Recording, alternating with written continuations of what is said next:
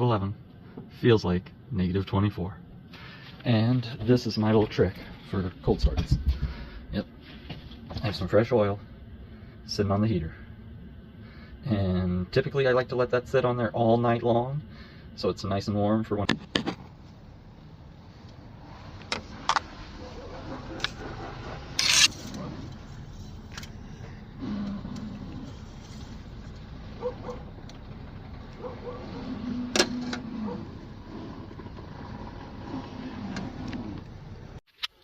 So I added a little bit of oil because I run just a hair low in the winter, and here we go.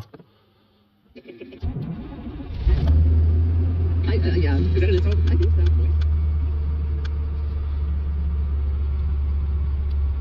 Not too bad for -11.